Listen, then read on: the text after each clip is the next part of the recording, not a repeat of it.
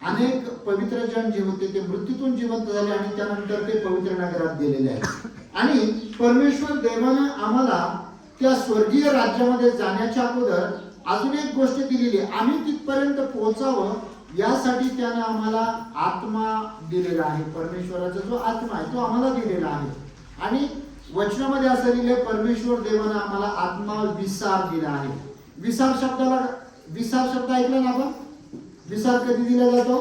जेव्हा मला एखादा व्यवहार पक्का करायचा आहे, त्याची गॅरंटी आहे आणि त्यावेळेस काही रक्कम दिली जाते, त्याला म्हणतात विसार। तर विसार याला इंग्रजीमध्ये म्हणतात गॅरंटी। गॅरंटी शब्द माहिती ना? तर गॅरंटी एकदम सोपा आहे, इंग्रजी बायबलमध्ये पण गॅरंटी शब्द लिहिलाय। परमेश्वर देवाने आम्हाला गॅरंटी दिली असं लिहिलं आहे।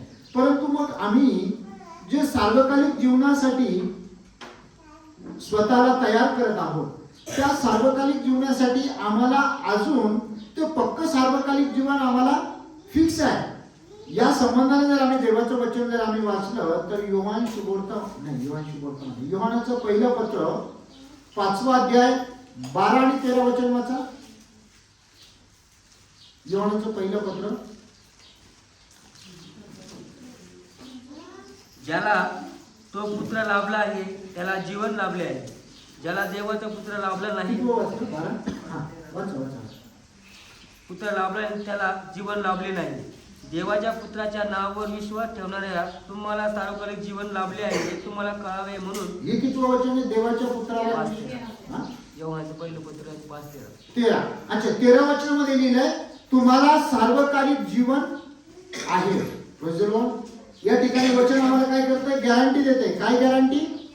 तुम्हाला सार्वकालिक जीवन आहे। म्हणून पुढे वाचा, देवाच्या पुत्राच्या नावावर विश्वास ठेवणाऱ्या तुम्हाला सार्वकालिक जीवन लाभले आहे हे तुम्हाला कळावे म्हणून मी हे तुम्हाला लिहिले आहे। आणि बस तेवढं, सार्वकालिक जीवन तुम्हास आहे हे तुम्हास कळावे म्हणून देवाच्या पुत्राच्या नावावर विश्वास ठेवणाऱ्या तुम्हास हे मी लिहिले आहे। आम्हाला सार्वकालिक जीवन आहे आणि मग ते सार्वकालिक जीवन आम्हाला आहे याची अजून आम्ही जर गॅरंटी पाहिली तर परमेश्वराच्या वचनामध्ये आम्ही पाहणं गरजेचं आहे। त्याचबरोबर परमेश्वराची सेवा कार्य जे आहे आम्हाला ते कशा पद्धतीचं करायचं आहे। जेव्हा शंभरोणी स्त्री पाणी भरावयास गेली होती, कधी गेली होती माहिती पाणी भरायला? ती दुपारच्या वेळेस गेली होती। का?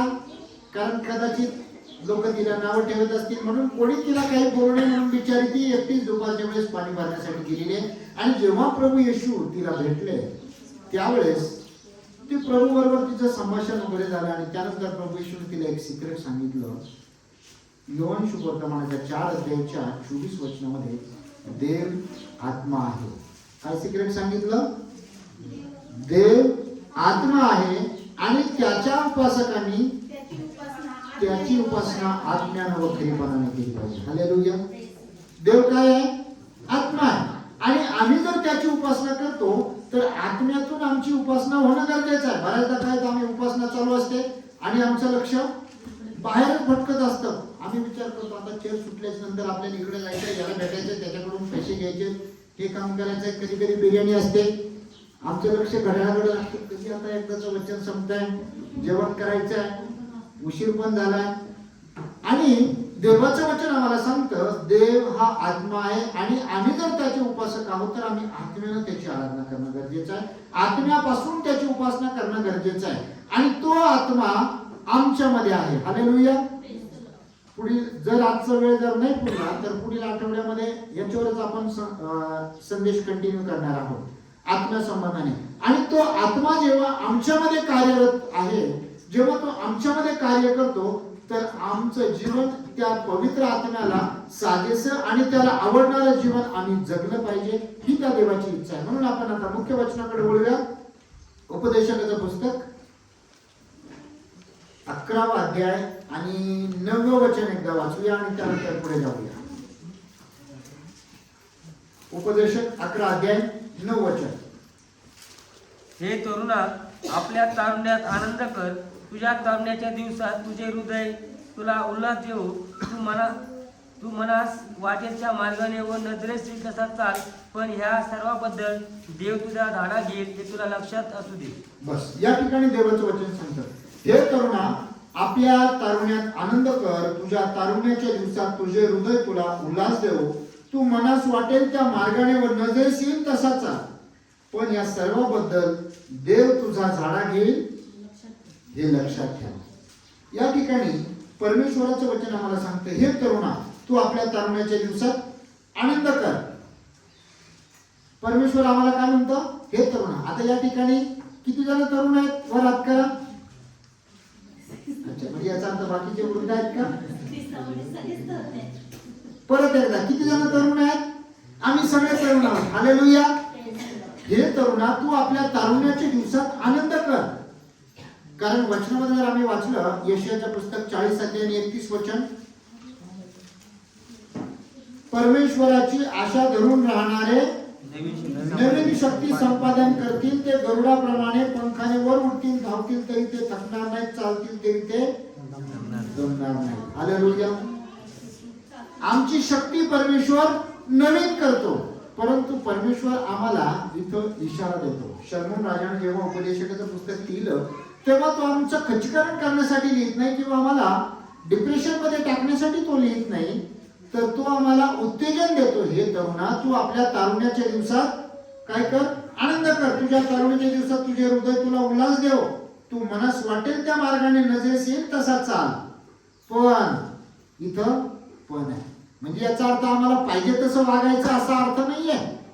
पण या सगळ्याबद्दल देव तुझा झाडा घेणार आहे. म्हणजेच आम्हाला सावध असणं गरजेचं आहे. माझी वर्तणूक परमेश्वराच्या वचनाप्रमाणे आहे काय हे मी पाहणं गरजेचं आहे. म्हणून मिकाच्या पुस्तकामध्ये 6 अध्यायाच्या 8व्या वचनामध्ये म्हटलंय,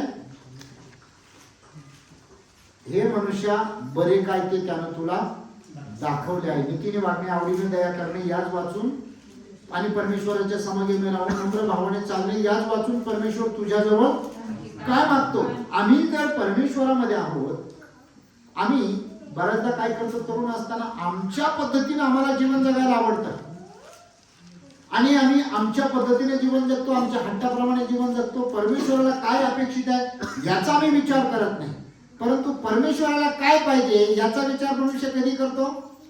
सुधीर भाऊ कधी करतो? आजारी पडल्यावर करतो. अजून अडचणीत असताना त्याच्याकडे काहीच पैसा नाही, आता कोणीच मदत नाही करू राहिला, त्यावेळेस तो काय करतो? परमेश्वराला शरण जातो.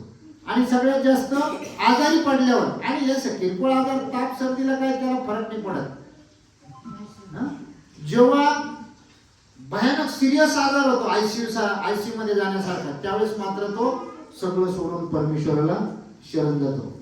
मनुष्याचं असं आहे, देवा आला मला ताप, तू माझा बाप, आणि गेला माझा ताप, आता मी बाकीच्यांचा बाप.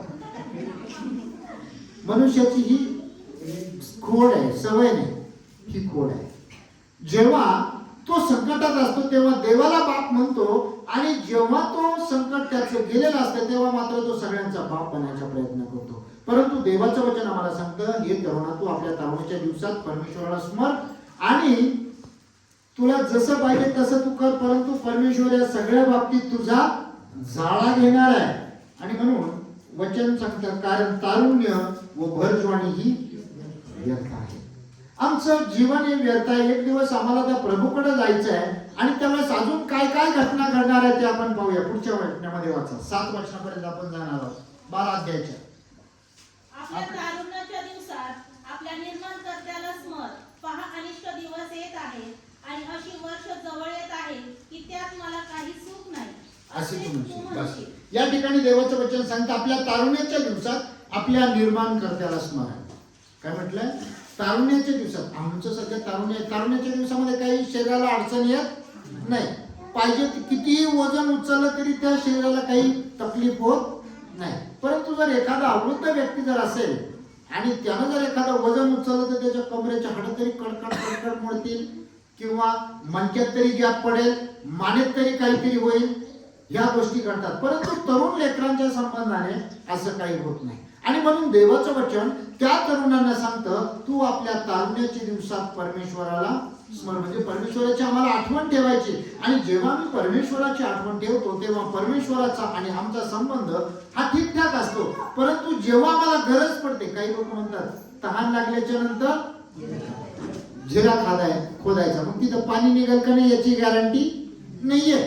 परंतु जर आम्ही तयारी करून ठेवली, आमच्या अडचणीच्या दिवसामध्ये, संकटाच्या दिवसामध्ये आम्हाला जास्त काही तकलीफ होऊ नये म्हणून अगोदरच आम्ही आमच्या त्या परमेश्वर पित्याबरोबरचा संबंध जर सुरळीत केला, तर मग मात्र विश्वास ठेवा, तुम्हाला संकटाच्या काळीही परमेश्वर तुमचं ऐकेल. हालेलुया. वचन आहे, संकटाच्या दिवशी परमेश्वर तुझे ऐको. बरोबर आहे. कुठे? हा, हे चांगली गोष्ट आहे. आपण बड्डेला वाचतो ना, त्यामुळे लक्षात राहतं. परत वाचता म्हणून ते लक्षात राहिले.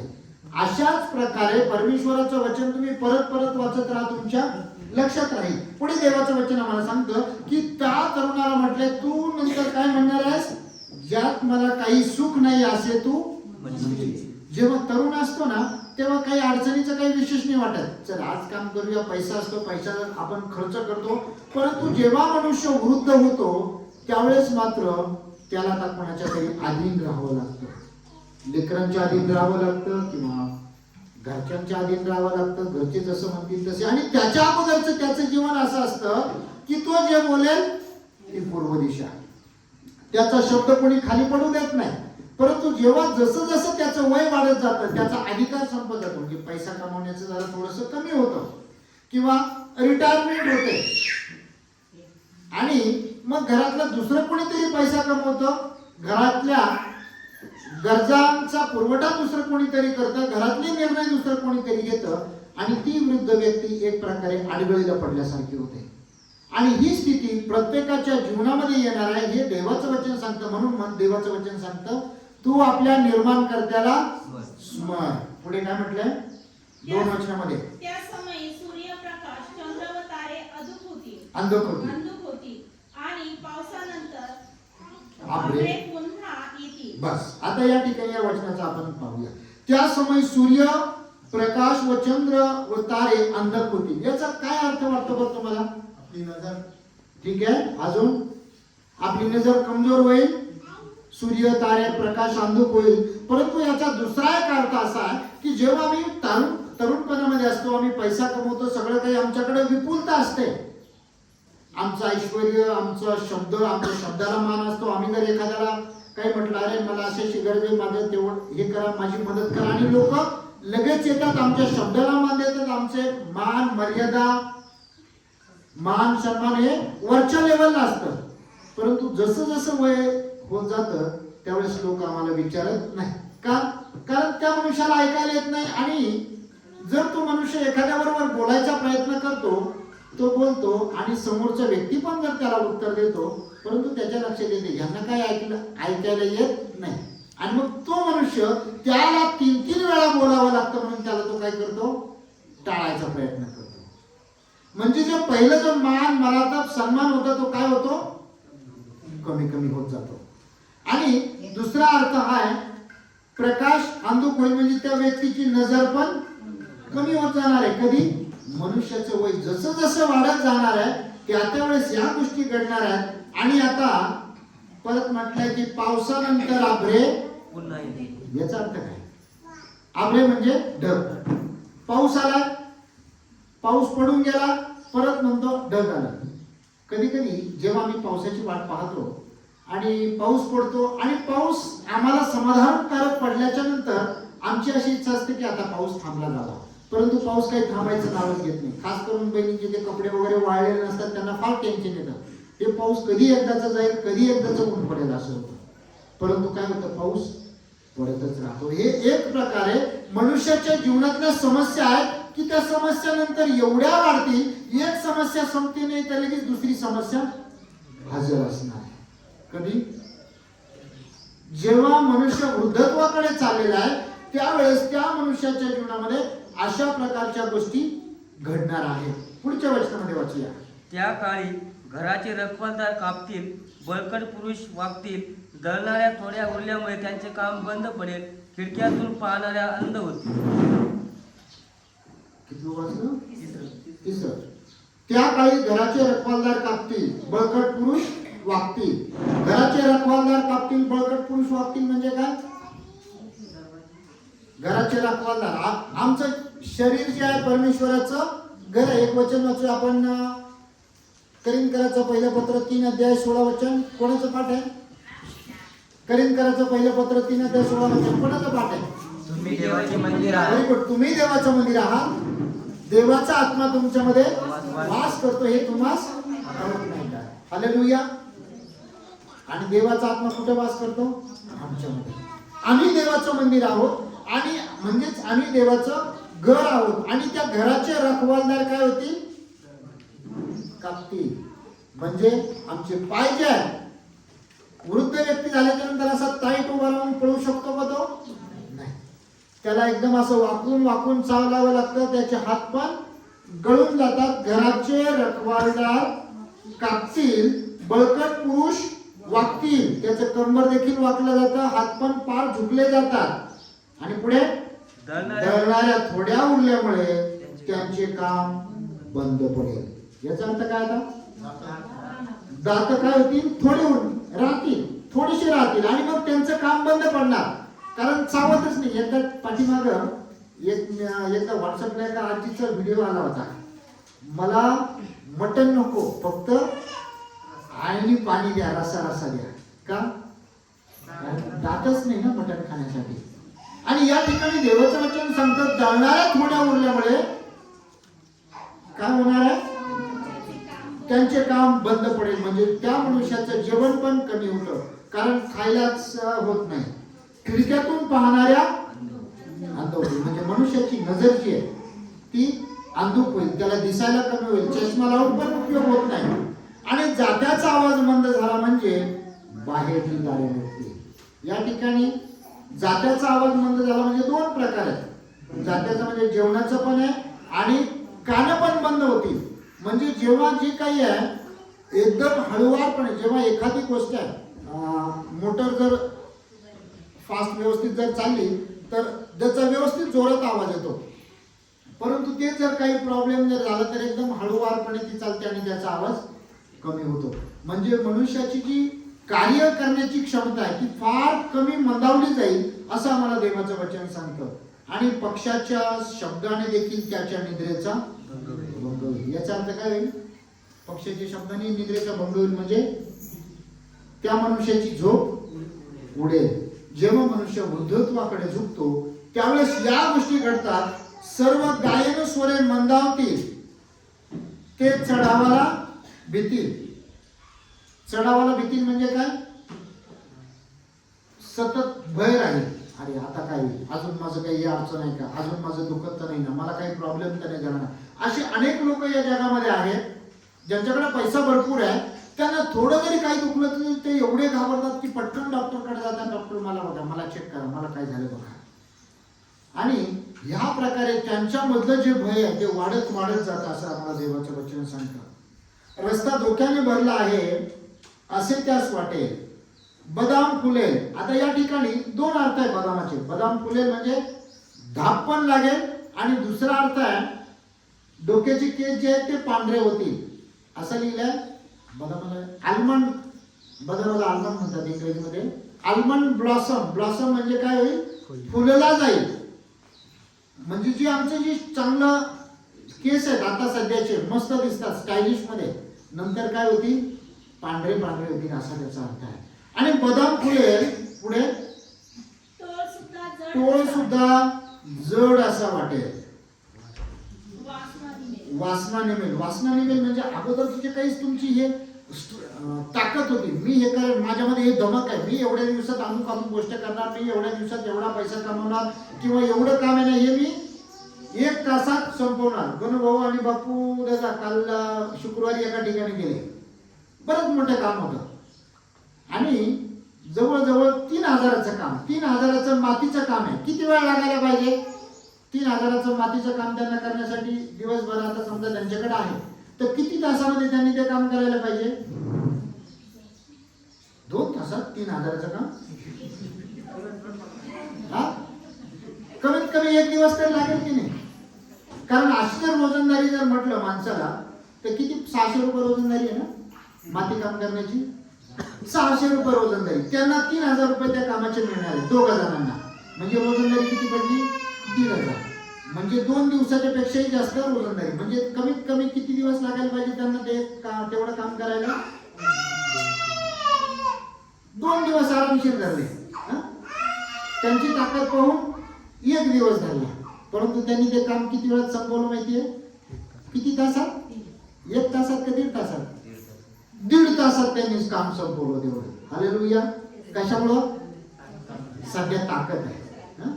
सध्या ताकद आहे, परंतु जेव्हा वृद्ध होईल एखादा व्यक्ती, तो एखादा वृद्ध मनुष्य किंवा त्या ठिकाणी 4 वृद्ध जरी आले तर ते तेवढ्या काळ वेळात तेवढं काम करू शकतील का?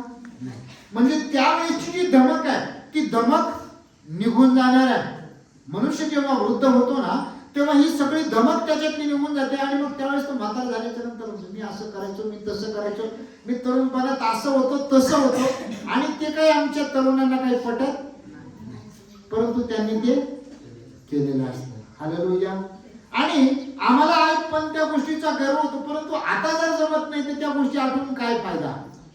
मग जर आठवून त्या फायदा नाही तर आम्हाला ज्या गोष्टीकडे आम्ही चाललेलो आहोत त्या गोष्टीकडे आम्हाला लक्ष लावणं गरजेचं आहे. आणि जे सार्वकालिक जीवन आमचं ध्येय आहे त्या ध्येयापर्यंत पोहोचण्यासाठी आम्हाला परमेश्वराचं वचन आमच्या जीवनामध्ये लागूकरण करणं गरजेचं आहे. आमची ताकद, आमचं ध्येय हे आता थोडंसं बाजूला ठेवायचं आहे आणि परमेश्वराच्या इच्छेला आम्हाला प्रथम स्थान जेव्हा आम्ही देतो त्यावेळेस आम्ही निश्चितच आशीर्वादाचं आणि एक आशादायक जीवन जगू शकतो. परंतु पुढे देवाचं वचन आम्हाला सांगतो,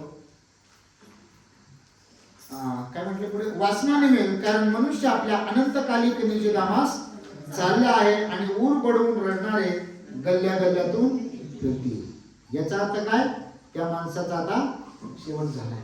इथं आपल्याकडे तर ती गोष्ट नाही, परंतु इस्रायलमध्ये एक गोष्ट अशी असायची, जर एखादा मनुष्य मरण पावल्याच्या नंतर त्याचं जवळचं जर कोणीच नसेल तर मग काय करायचं माहिती? त्या रडण्यासाठी लोक भाडोत्री भेटायची इस्रायलमध्ये, फक्त रडण्यासाठी. त्यांचं प्रोफेशनल ते रडणारे, आणि मग ते पैसे घेणार आणि त्या पैसे घेण्याच्या बदल्यात ते त्या ठिकाणी रडणार. बायबलमध्ये असा एक व्यक्ती आहे की जुन्या करारामध्ये तुम्हाला पाहायला मिळेल, मला वाटतं पहिल्या राजामध्ये भेटेल, आणि तो संदेष्टा होता. तो काढायची गरज नाही आहे, तुम्ही घरी गेल्याच्या नंतर शोधा पहिल्या राजामध्ये. तर तो संदेष्टा एका ठिकाणी गेला आणि त्याला परमेश्वराने सांगितलं, तू या वाटेने जा आणि दुसऱ्या वाटेने परत निघून जा, परत त्या नगरात माघारी तू जाऊ नको. आणि जेव्हा एक संदेष्टा दुसऱ्या संदेष्टाला कळलं की इथं एक संदेष्टा आला होता, आणि मग त्या संदेष्टानं त्याला म्हटलं की अरे मला त्याने त्याच्या मुलाला पाठवलं आणि सांगितलं की तू माघारी ये. आणि तो म्हटला नाही, मला परमेश्वराने त्या ठिकाणी जायची परवानगी दिलेली नाहीये. परंतु तो म्हटला नाही, मला परमेश्वराने सांगितलं त्याला बोलवून आण आणि त्याला जेवू घाल. आणि मग त्याला असं म्हटलं आता खरंच परमेश्वर याच्या बरोबर बोलला असेल. आणि मग तो संदेष्टा त्या संदेशाची गोष्ट ऐकून परत माघारी जातो आणि त्या नगरामध्ये जेवतो. आणि मग ज्या संदेशाने त्याला बोलावलं त्यालाच परमेश्वराचं वचन येतं की अरे आता तू देवाची आज्ञा मोडली, देवाने तुला सांगितलं होतं परत त्या नगरात जाऊ नको. आणलं कोणी? याच माणसाने. आता संदेश परत त्याच माणसाकडे आला, त्या संदेशाकडे. देवाचा जर तुला संदेश होता परत त्या नगरात जाऊ नको, तर तू परत आला आहेस आणि आता तू मरणार. आणि मग तो जेव्हा रस्त्यानं चालला, त्याचं जे गाढव होतं, एक सिंह आला आणि त्या सिंहानं त्या मनुष्यावर हल्ला केला आणि तो त्याच्यामध्ये मरण पावला. त्याचं गाढव आणि सिंह दोघेही त्या ठिकाणी जिवंत होते. त्या गाढवाला त्याने काहीच नाही केलं. आणि मग त्याच्यानंतर आता तो संदेष्टा होता, त्याचा रडण्यासाठी कोणीच नव्हतं. मग बाकीचे दुसरे लोक आले आणि त्या ठिकाणी ते रडलेले आहेत असं तुम्हाला पाहायला मिळेल. तुम्ही घरी गेल्याच्या नंतर ती गोष्ट शोधा. आणि या ठिकाणी देवाचं वचन सांगतं, गल्ल्या गल्ल्यामध्ये रडणारे फिरतील. 6 वचन, मग चांदीचा दोर तुटेल. मग चांदीचा दोर तुटेल. याचा अर्थ काय आहे? जीवन जे आहे ते संपलं. डॉक्टर म्हणतात एखादा पेशंट दवाखान्यात गेल्याच्या नंतर मरण पावल्याच्या नंतर डॉक्टर काय म्हणतात? I am sorry. I am sorry म्हटलं की बाकीच्यांनी समजून घ्यायचं. तुम्हाला मागच्या वेळेस एकदा एक उदाहरण सांगतो होतं का? एक नवीन डॉक्टर झालेले होते कोरोनाच्या काळामध्ये, आणि त्यांना काही बाकीच्या पेशंटची तपासणी करायला सांगितली होती. आणि मग डॉक्टरने त्याला विचारलं, हा ते 7 नंबर बेडवरचं पेशंट आहेत, त्यांना पुढचं सलाईन दिलं का? डॉक्टर 7 नंबरच्या पेशंटला सलाईन द्यायचं होतं का, पण ते कोमा, ते म्हणजे हा ते कोमामध्ये आहे ना, ते कोमामध्ये होतं का, मला वाटलं तर मेलं, मी त्याला पोस्टमॉर्टमला पाठवून दिलं म्हणे. या ठिकाणी त्याचं आयुष्य संपलं. I am sorry. बऱ्याचदा आमचं जे जीवन आहे, जेव्हा योग्य वेळ येईल परमेश्वराच्या वचनाप्रमाणे, कारण की देवाच्या वचनामध्ये लिहिलं आहे, या योगाच्या पुस्तकामध्ये 5:14 किंवा 14 अध्यायाचं 5 वचन वाचा बरं.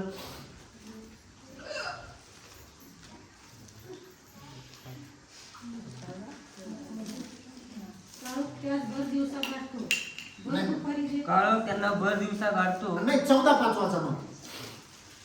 असं वचन आहे की मनुष्याच्या आयुष्याची मर्यादा, मानवाच्या आयुष्याची मर्यादा ठरलेली आहे. 14:5 आहे ना. हा. हा, मानवाच्या आयुष्याची मर्यादा ठरलेली आहे. त्याच्या महिन्याची संख्या तुझ्या स्वाधीन केली आहे.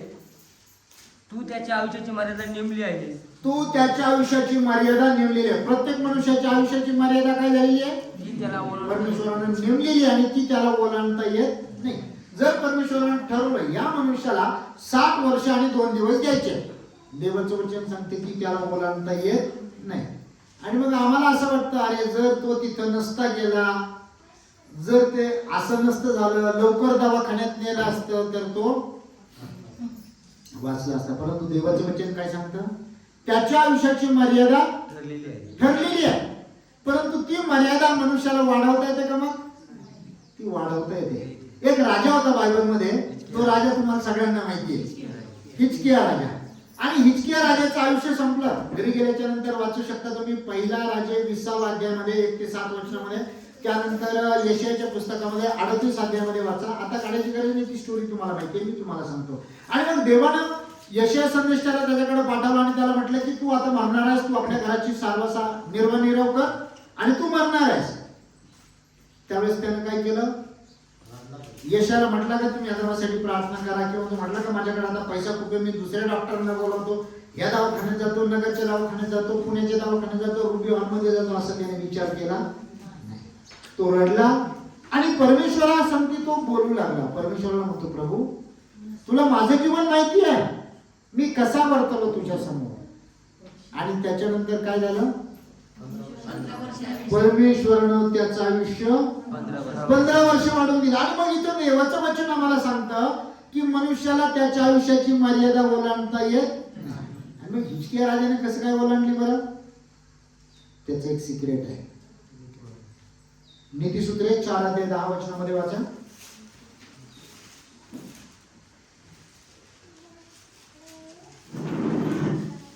विवेकाशीलच्या वाणीत ज्ञान असते, पण जो अक्कलशून्य असतो त्याच्या पाठीस काठीच योग्य आहे. नीतिसूत्रे 4:10. माझ्या मुला माझी वचने ऐकून घे. काय म्हटलं या ठिकाणी परमेश्वर? मुला कोणाला म्हणताय? लहान लेकरांना म्हणत नाही. त्या मागच्या वेळेस एक वचन पाठांतर करायला सांगितलं होतं मी तुम्हाला. देवाची मुले होण्याचा अधिकार कोणाला मिळतो? जितक्याने त्याचा स्वीकार केला तितक्याच, म्हणजे त्याच्या नावावर विश्वास ठेवणाऱ्याच त्याने देवाची मुले होण्याचा अधिकार दिला. हे पाठांतर करायला सांगितलं होतं ना. कितवा अध्याय, कितवं वचन आहे? अच्छा, यौन शुभवर्तमान 1 अध्याय आणि 12 वचन. किती जणांचा पाठांतर आहे? खरं खरं सांगा. जितक्यांनी त्याचा स्वीकार केला, त्यांनी त्याचे नाव स्वीकार केला तितक्यांना, म्हणजे त्याच्या नावावर विश्वास ठेवणाऱ्यांना त्याने देवाची मुले होण्याचा अधिकार दिला आहे. अजून कोणाचं पाठांतर होतं? मी तुम्हाला म्हणाल नाही सांगत, फक्त वरती अटका. अजून कोणाचं पाठांतर आहे वचन? ठीक आहे, नसेल तर आजपासून पाठ करा. आणि या ठिकाणी देवाचं वचन आम्हाला सांगतं, मुलांनो कोणाला म्हणतं? ज्यांनी त्याच्यावर विश्वास ठेवला. म्हणजे आपण प्रत्येकाने आपल्या प्रत्येकाला देवाचं वचन सांगतो, मुलांनो. आणि पुढे काय आहे? माझ्या मुला माझी वचने ऐकून घे. माझ्या मुला माझी वचने ऐकून घे, म्हणजे तुझ्या आयुष्याची मर्यादा वृद्धिंगत होईल. म्हणजे तुझ्या आयुष्याची मर्यादा वृद्धिंगत होईल. म्हणजे काय? वाढेल. आता वृद्धी म्हणजे वाढणे. एखादं जेव्हा झाड असतं आणि ते झाड वाढलं जातं, आणि जेव्हा त्या झाडाची उंची, परमेश्वराचं वचन सांगतं मानवाच्या आयुष्याची मर्यादा परमेश्वरानं ठरवून दिलेली आहे की त्याला ओलांडता येत नाही, म्हणजे याच्या पुढं एवढं पण जाता येत नाही. पण देवाचं वचन आम्हाला सांगतं, इथं आम्ही काय वाचलंय कशामध्ये, नीतिसूत्रे 4:10 मध्ये काय, माझ्या मुला माझी वचने ऐकून घे म्हणजे तुझ्या आयुष्याची मर्यादा वृद्धिंगत होईल. Hallelujah, praise the Lord. म्हणजे जी आमची मर्यादा ठेवलेली आहे ती कोणाला ओलांडता येत नाही, परंतु एका अटीवर ओलांडता येते. कधी, जर आम्ही परमेश्वराचं वचन ऐकतो. आणि म्हणून इथं देवाचं वचन सांगते, हे तरुणा तू आपल्या तारुण्याच्या दिवसात आपल्या निर्माण करत्याला स्मर. तुला पाहिजे तसा वाग, पण एका गोष्टीचं ध्यान ठेव, याचा तुझ्याकडून झाडा घेतला जाईल. म्हणजे त्याने सावध व्हायचं, अरे याचं जर आपल्याला हिशोब द्यावा लागणार आहे तर आपण हे काम, चुकीचं काम करणं सोडणं गरजेचं आहे. आणि त्यानं ते चुकीचं काम सोडून परमेश्वराच्या वचनाप्रमाणे जेव्हा तो चालतो तेव्हा त्याच्या आयुष्याची मर्यादा वृद्धिंगत होईल. आणि मग चांदीचा दोर तुटेल, म्हणजे लाईफ कट होतो.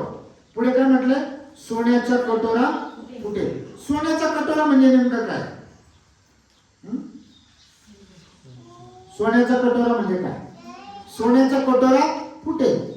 आमच्या जीवनामध्ये, सॉरी आमच्या शरीरामध्ये सगळ्यात मोठा पार्ट कोणता आहे, हृदय आणि अजून एक गोष्ट आहे मेंदू.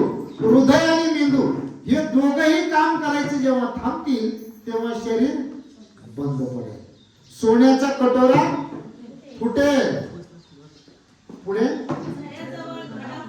झऱ्याजवळचा घडा फुटेल आणि आडावरचा रहाट मोडेल. आडावरचा रहाट मोडेल म्हणजे काय, जे जीवन चक्र आहे, रहाट म्हणजे काय, चक्र आहे, जीवन चक्र थांबलं जाईल. आणि हे सगळं जेव्हा मनुष्याच्या जीवनामध्ये घडतं त्यावेळेस पुढे काय म्हटलंय, तेव्हा माती पूर्ववत मातीस मिळेल आणि देवानं दिलेला आत्मा त्याच्याकडे परत जाईल. म्हणजे मृत्यू जो आहे तो शांतपणे मनुष्याच्या जीवनामध्ये येतो. आणि मनुष्याचं शरीर जे आहे ते शरीर कुठे जातं, शरीर मातीच जाईल आणि आत्मा मात्र परमेश्वराकडे जाईल. देवानं दिलेला आत्मा पुन्हा कुठे जातो, देवाकडे जातो. आत्मा कुठे जातो लक्षात घ्या, कुठे जातो, देवाकडे. आता आपण असं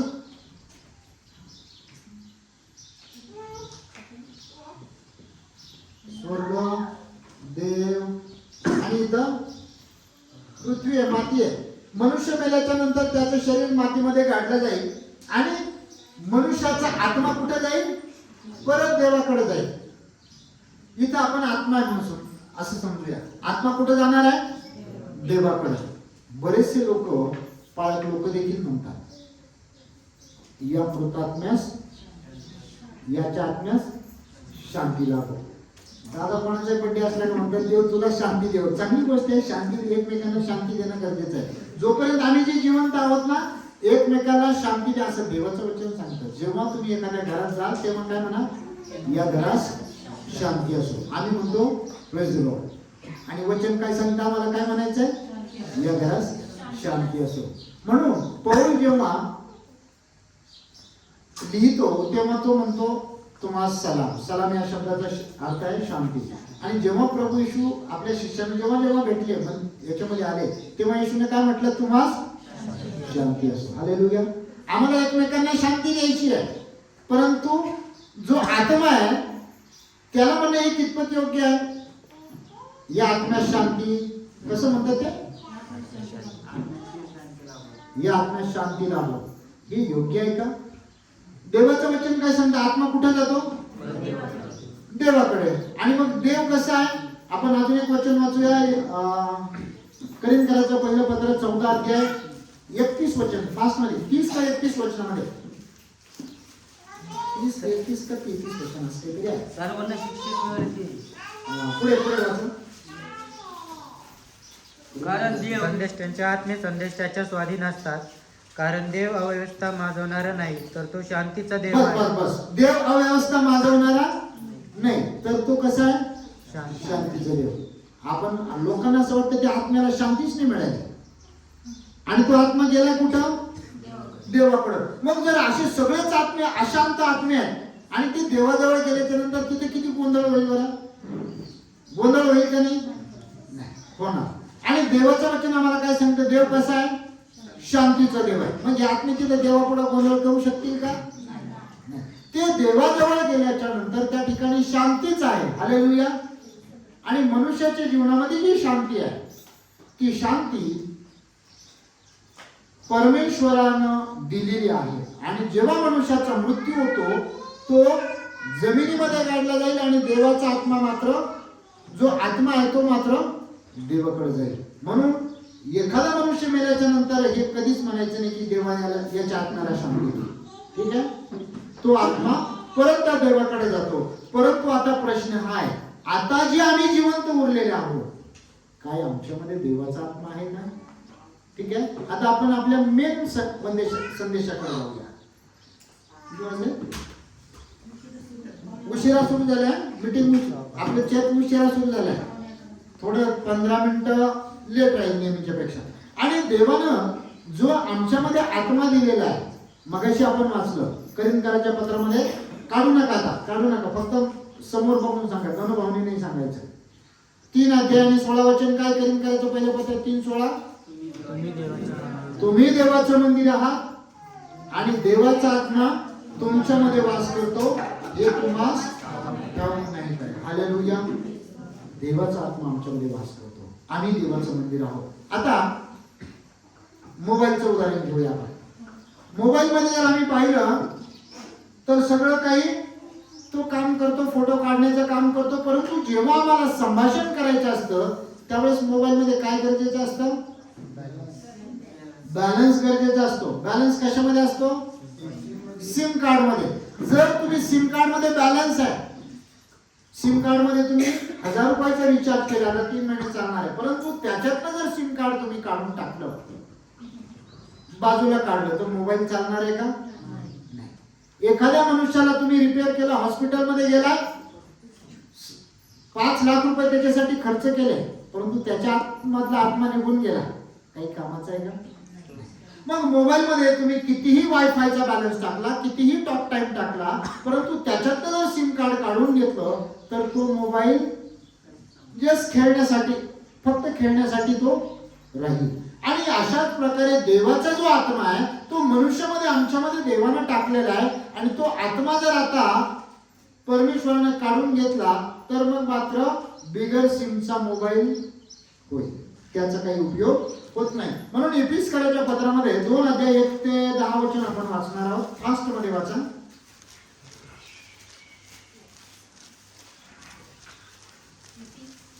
एफिसकरास पत्र 2 अध्याय 1 ते 10. आपण सत्कृत्य करावे म्हणून ख्रिस्त येशूचं काही निर्माण केलेले असे आपण त्याची हस्तकृती आहोत. ती सत्कृत्य आचरित आपण आपला आयुष्य करून चालवा म्हणून देवाने ती पुरी योजना ठेवली आहे. तुम्ही आपले अपराध व आपली पातके यामुळे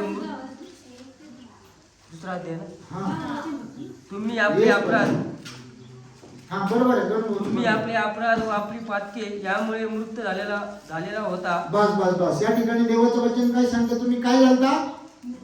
मृत झालेला होता. तुम्ही आपले अपराध व पातके यामुळे मृत झालेला होता. म्हणजे सिम कार्ड काढलं होतं. आता आपण एक प्रकारे त्या आत्म्याची तुलना कशा बरोबर करताय? एक प्रकारे सिम कार्ड काढून घेतलंय आणि तुम्ही मृत झालेला होता.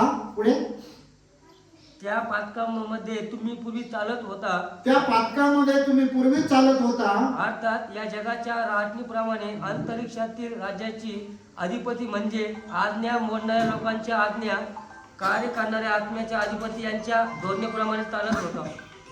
आम्ही कशाप्रमाणे चालत होतो? आमच्यामध्ये दुसरंच खराब झालेलं सिम कार्ड टाकण्यात आलं होतं आणि त्यामुळे आम्ही सगळ्या चुकीचा सिग्नल देत होतो, चुकीचं सिग्नल घेत होतो. जेव्हा विमानाला जर योग्य जर सिग्नल दिला ना तर ते योग्य जागी पोहोचतं. परंतु जर त्याला चुकीचा सिग्नल जर दिला तर मग मात्र ते विमान भरकटतं आणि त्याचा नाश पण होतो, त्याचा स्फोट पण होतो, क्रॅश होतं विमान. अगदी अशाच प्रकारे जर आम्ही चुकीच्या पद्धतीने, चुकीच्या आत्म्याने जर आम्ही चाललो आणि जो परमेश्वराचा आत्मा आहे तो न स्वीकारता आम्ही जगाच्या आत्म्याप्रमाणे जर चाललो तर मग मात्र नाश अटळ आहे. पुढे काय म्हटलं? त्या लोकात आपणही सर्व पूर्वी आपल्या देहिक वासनांना अनुरूप असे वागलो, आपल्या देहाच्या व मनाच्या इच्छेप्रमाणे करत होतो व स्वभावात इतरांप्रमाणे क्रोधाची प्रजा होतो. आम्ही क्रोधाची प्रजा होतो. परंतु प्रियांनो, प्रभू येशूने आमच्या जीवनामध्ये एक गोष्ट केली. करिंथकरांचं दुसरं पत्र 1 अध्याय आणि 22 वचन वाचा. कोणीतरी 5 वाचा. करिंथकरांचं दुसरं पत्र 1 अध्याय आणि 22 वचन. कोणीतरी 5 अध्याय 5 वचन. त्यांनी आम्हाला मुद्रांकित केले व आमच्या त्याने आम्हाला मुद्रांकित केले. मुद्रांकित केले म्हणजे काय? शिक्का मारला, आमच्यावर स्टॅम्प मारला आणि व आमच्या अंतःकरणात आपला आत्मा व हा विस्तार दिला. व आमच्या अंतःकरणामध्ये काय केलं देवानं? आपला आत्मा टाकला. हालेलुया. देवाने काय केलं? देवाचं सिम कार्ड आमच्यामध्ये टाकलेलं आहे. हालेलुया. परंतु सिम कार्ड काढून घेतल्याच्या नंतर काय होतं? डब्बा बनतो आणि तो डब्बा खाली जमिनीमध्ये गाडावा लागतो, कारण तो डब्बा असा ठेवता नाही येत. आणि या ठिकाणी देवाचं वचन आम्हाला सांगतं, देव पुढे कंप्लीट केलं का तुम्ही? आम्हाला आत्मविश्वास दिलाय. आम्हाला आत्मविश्वास दिलाय. 5 वाचा. त्याने आम्हाला याकरिता सिद्ध केले, तो देव आहे. त्याने आपला आत्मा आम्हास विसार म्हणून दिला. त्याने आपला आत्मा आम्हास विसार म्हणून दिला. तर मगाशी मी तुम्हाला सांगितलं होतं, विसार या शब्दाला काय म्हणतात इंग्रजीमध्ये? गॅरंटी. हालेलुया. आता आम्हाला सार्वकालिक जीवन आहे, याची गॅरंटी काय आहे? आम्हाला देवाचा आत्मा आमच्यामध्ये वास करतो, आमच्यामध्ये काम करतो. आणि मग बऱ्याचशा लोकांना असं वाटतं की अरे ह्या लोकांमध्ये पवित्र आत्मा नाहीये. अनेक लोक तुम्हाला पवित्र आत्मा भेटलाय का? बस भेटलाय. तुम्ही अन्य भाषा बोलताय का? अन्य भाषा बोलत नाही तर मग तुमच्या आत्म्यामध्ये पवित्र आत्मा नाही असं म्हणतात ना लोक, म्हणतात का नाही? आणि इथं देवाचं वचन काय आम्हाला सांगतं? देवाने काय केलं आम्हाला? पवित्र आत्मा गॅरंटी दिली. तर देव गॅरंटी देतोय आम्हाला वचनामधून. आणि इकडे माणसं, पाळक, इतरचे लोक काय म्हणतात? तुम्ही अन्य भाषा बोलत नाही, तुमच्यामध्ये पवित्र आत्मा. मग आता ते खरे की देवाचं वचन खरं? देवाचं वचन खरं. कारण मागच्या वेळेस आपण हे पण वाचलं होतं, करिंथकरांच्या पहिल्या पत्राच्या 12व्या अध्यायाच्या 3 वचनामध्ये देवाच्या आत्म्याचे योग्य बोलल्या वाचून कोणीही सम येशू प्रभू आहे असे म्हणत नाही. म्हणजे एखादा व्यक्ती येशूला प्रभू हे कधी कबूल करतो? जेव्हा त्याच्यामध्ये पवित्र आत्मा कार्य करतो. पवित्र आत्म्याचे योग्य बोलल्या वाचून येशूला प्रभू कोणीच म्हणत नाही. हालेलुया. येशू हा प्रभू आहे म्हणजे आमच्यामध्ये पवित्र आत्मा आहे की नाही? हालेलुया. आणि स्वतः येशूचं वचन आम्हाला सांगतं, देवाचा आत्मा तुमच्यामध्ये वास करतो हे तुम्हास ठाऊक नाही काय? मग एखाद्याने म्हटलं तुमच्यामध्ये पवित्र आत्मा आहे का, त्याला तुम्हाला माहित नाही का देवाचा आत्मा तुमच्यामध्ये वास करतो? हालेलुया. मग जो पवित्र आत्मा आणि देवाचा आत्मा याच्यामध्ये काही फरक आहे का? पवित्र आत्मा येशूने स्वतः काय म्हटलं? योहान शुभवर्तमानाच्या 14व्या अध्यायाच्या 7 वचनापासून तर 20 वचनापर्यंत आपण पाहूया.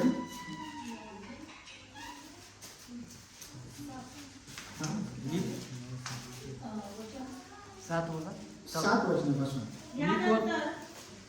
यानंतर येशू गलिलात फिरू लागला, कारण यहूदी त्याला जीवे माराव्यास पाहत होते. 15 वचनापासून वाचा. माझ्यावर तुमची प्रीती असेल तर 7:15 ना?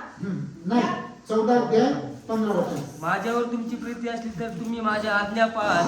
मी पित्याला विनंती करेन, मग तो तुम्हाला दुसरा कैवारी म्हणजे सत्याचा आत्मा देईल.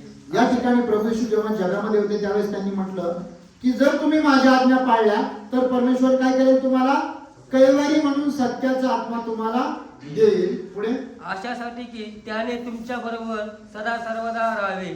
अशासाठी की त्यानं तुमच्या बरोबर राहावं. आणि 16 अध्यायामध्ये जा, 7व्या वचनामध्ये त्याच याच्यामध्ये. तरी मी तुम्हाला खरे ते सांगतो, मी जावे हे तुमच्या हिताचे आहे. कारण मी न गेलो तर कैवारी तुमच्याकडे येणारच नाही. मी गेलो तर त्याला तुमच्याकडे पाठवेल. ठीक आहे.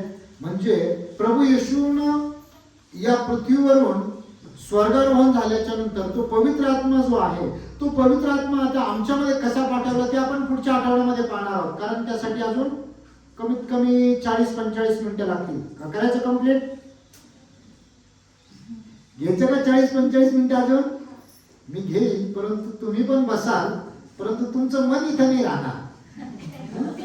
तर ठीक आहे. आपण पुढच्या आठवड्यामध्ये ते पाहणार आहोत. परंतु परमेश्वराचा जो आत्मा आहे तो आता परमेश्वराने आम्हाला विसार म्हणून दिलेला आहे. 5:5 वाचलं का? करीन काय दुसरं पत्र 5:5 वचन वाचा.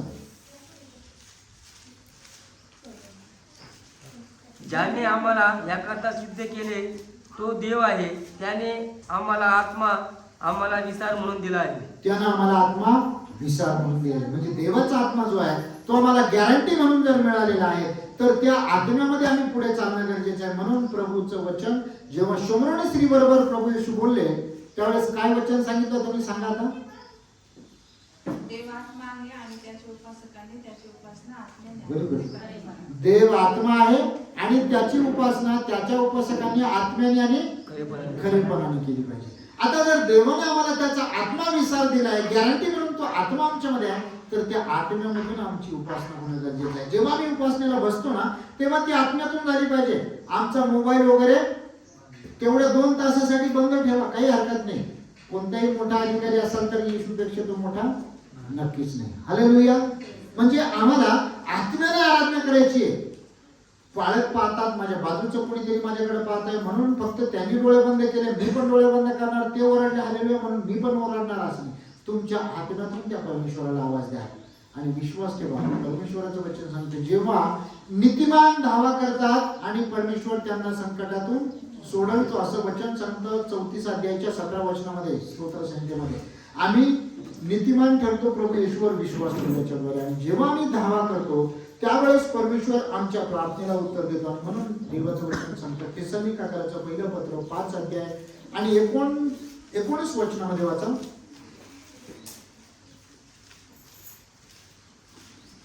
थिस्सलुनीकराचं पत्र 19 वचन 5 अध्याय 19 वचन. आत्म्याला भिजवू नका. म्हणजे जो आमच्यामध्ये जो आत्मा आहे तो तेवत राहणं गरजेचं आहे. आणि त्या आत्म्याला मग काय आवडतं? त्या आत्म्याला प्रभू येशूची आराधना आवडते. आणि म्हणून वचन सांगतं जी आम्ही उपासना करतो ती कशाने केली पाहिजे? आत्म्याने करायची. आणि मग जर त्या आत्म्याला आराधनाच होत नाही, एखाद्या गोष्टीचा जर उपयोग नाही झाला बरेच दिवस तर काय होतं? त्याच्यावर गंज चढतो. एखाद्या लोखंडी नट बोल्ट जर असेल त्याला जर समजा सतत खोलत नाही राहिलं, पण पॅक नाही करत राहिलं तर काय होतं? त्याच्यावर गंज चढतो आणि नंतर ते काहीच कामाचं राहत नाही आणि नंतर ते तोडून टाकलं जातं. म्हणून देवाचं वचन सांगतं आत्म्याला भिजवू नका. तर तो आमच्यामध्ये जो असणारा आत्मा आहे तो सतत तेवत ठेवण्यासाठी आम्ही स्तुती आराधना प्रार्थना आत्म्याने आणि खरेपणाने करणं गरजेचं आहे. जेव्हा आम्ही आत्म्याने आणि खरेपणाने ती स्तुती आराधना करणार आणि त्यानंतर जो मनुष्य आम्ही अगोदर पाहिलं तो अनंतकालिक निजधामास चाललेला आहे. आणि मागच्या आठवड्यामध्ये आम्ही पाहिलं सार्वकालिक जीवन जे आहे ते सार्वकालिक जीवन मिळवण्यासाठी जेव्हा मार्था आणि मारिया प्रभू येशूला म्हटले जर तुम्ही इथं असता तर माझा भाऊ मेला नसता. त्यावेळेस प्रभू येशूने तिला म्हटलं मार्था मारिया तुला माहिती नाही का पुनरुत्थान व जीवन मीच आहे. जो माझ्यावर विश्वास ठेवतो तो मेला असला तरी जगेल. आणि म्हणून एक दिवस आम्हाला पण हे जग सोडून जायचं आहे. परंतु त्या सार्वकालिक जीवनासाठी आम्हाला आतापासूनच तयारी करायची आहे. हालेलुया. आणि म्हणून जो आमचा आत्मा जो आहे तो परमेश्वराला फळ देणारा झाला पाहिजे. आणि म्हणून आत्म्याच्या प्रभावानं होणारी जी फलप्राप्ती आहे तेवढी आपण वाचूया आणि बंद करूया. त्याच्यावर मी जास्त विश्लेषण करणार नाही. विश्लेषण जर करायचं ठरलं त्या आत्म्याच्या प्रभावाने होणारी फलप्राप्ती अजून 10-15 मिनिटापेक्षा जास्त वेळ लागेल. तर सोपं आहे ते आपण वाचूया आणि नंतर बंद करूया. 21 गलती करा पत्र 5 अध्याय 22 वचन. आत्म्याद्वारे निष्फळ होणारी फळं प्रीती आनंद आत्म्याच्या द्वारे आमच्या जीवनामध्ये फळं कोणते येणार आहेत? आत्म्याच्या द्वारे होणारे फळं किती आहेत ते मोजूया आपण. प्रीती आनंद शांती सहनशीलता ममता चांगुलपणा विश्वासूपणा सौम्यता इंद्रिय दमन ही आहेत. किती आहेत? 9 फळं आहेत. हे 9 फळं आमच्यामध्ये असणं गरजेचं आहे. ही आत्म्याच्या प्रभावाने होणारी फलप्राप्ती आहे. आणि मग या आत्म्याने जेव्हा आम्ही हे सगळं फळं देऊ तेव्हा तो आत्मा कुठे जाईल? कधी? आता नाही जाणार. आता सध्या आमच्या बरोबर आहे. परंतु सिम कार्ड एक दिवस काढून घेतला जाणार आहे आणि मोबाईलचा डब्बा बंद पडणार आहे. परंतु तो आत्मा जेव्हा परमेश्वराकडे जाईल तेव्हा परमेश्वर जेव्हा त्या आत्म्याला पाहिजे, परमेश्वराला पण आनंद वाटला पाहिजे. म्हणून आमच्या जीवनामध्ये या गोष्टी असणं गरजेचं आहे. आणि जे आपण मग देवाचं वचन वाचलं, मनुष्य आपल्या निजधामास चाललेला आहे, तर तो देवाचा आत्मा जो आमच्यामध्ये वास करतो त्याच्या संबंधाने देवाचं वचन सांगतं, तुम्ही देवाचं मंदिर आहात आणि देवाचा आत्मा तुमच्यामध्ये वास करतो. हे तुम्हाला ठाऊक नाही काय? जर कोणी देवाच्या आत्म्याचा नाश करील तर देव त्याचा नाश करेल. कसं आहे बापू ते वचन? जर एवढ देवाला आत्मा नाश असतात तर देव हा व्यक्ती नाशिक. अजून करिंदकरांचं दुसरं पत्र 6वा अध्याय 19 वचनाचा बंद करूया आपण मग. 6वा अध्याय आणि 19 वचन दुसरं पत्र. हो. नाही का? 18. अच्छा वाचा ना. आणि मी तुम्हाला पिता असे होईल, तुम्ही मला पुत्र व कन्या असे व्हाल, असे सर्वसमर्थ प्रभू म्हणतो. 2 मिनिटं. पहिल्या मध्ये 6 मध्ये 5 तुमचे शरीर तुम्हामध्ये वसणारा जो पवित्र आत्मा देवापासून पहिल्या करीमध्ये का? हो, अच्छा ठीक आहे. त्याचे मंदिर आहे, हे तुम्हाला ठाऊक नाही काय? आणि तुम्ही स्वतःचे मालक नाही, कारण तुम्ही मोलाने विकत घेतलेले आहात. म्हणून तुम्ही आपल्या शरीराने देवाचे गौरव करा. Praise the Lord. तुमचे शरीर, तुम्हामध्ये वसणारा जो पवित्र आत्मा देवापासून तुम्हाला मिळालेला आहे. हालेलुया. आम्हाला पवित्र आत्मा कोणापासून मिळालेला आहे? देवापासून मिळालेला आहे. आणि त्याचे मंदिर तुम्ही आहात. आम्ही मंदिर आहोत. आणि मंदिर जे आहे ते कसं ठेवलं जातं? पवित्र, स्वच्छ आणि शुद्ध. हे तुम्हाला ठाऊक नाही काय? आणि तुम्ही आपले नवा, कारण तुम्ही मोलाने विकत घेतलेले आहात, जास्त तुम्ही आपल्या शरीराने देवाचे गौरव करा. म्हणून आणि आमच्या शरीराने देवाचं गौरव करणं गरजेचं आहे. कारण हे शरीर एक दिवस आम्हाला इथेच सोडून जायचं आहे आणि आमचा आत्मा देवाच्या राज्यामध्ये जाणार आहे, देवाकडे तो जाणार आहे आणि देवाकडे सलोभी शांती आहे. म्हणून एखादा मनुष्य मेल्याच्या नंतर परत हे कधीच म्हणायचं नाही देव मृत आत्म्यास शांती देव. ते आत्म्यास शांती देऊन वरून त्या आत्म्याला मृत करून टाकतात. आत्मा मृत होत नाही. लोक म्हणतात ना मृत आत्म्यास शांती देव. आत्मा मृत होत नाही. देवाने दिलेला आत्मा परत त्याच्याकडे जातो. म्हणजे त्याचा प्रवास चालू असतो. मनुष्याच्या शरीराचा प्रवास थांबतो आणि मेलेला मनुष्य प्रवास करू शकतो. मेलेला जे मृत आहे ते चालू शकतं का? नाही. आणि जर आत्मा मेला म्हणतो तर मग ते देवाकडे जाणार कसा? म्हणून आत्मा मृत कधीच होत नाही. Praise the Lord. परमेश्वर करो या वचनाद्वारे आपण आशीर्वादित करो. आमेन. पुढच्या आठवड्यामध्ये